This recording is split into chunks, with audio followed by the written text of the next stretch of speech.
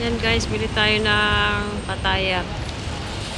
Bili tayo ngayon sa Farwania. Bili kami ng pataya. Tea time.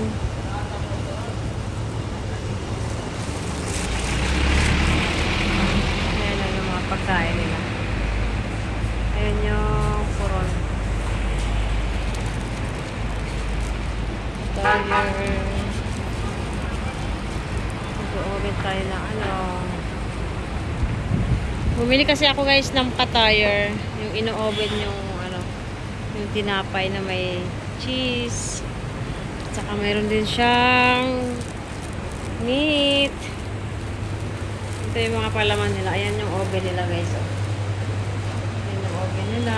Nilalagyan nila ng butter. At saka ano, olives. Ayan, ganyan yung pataya. Pizza. Ayan yung pizza nila. Ayan yung starter nila.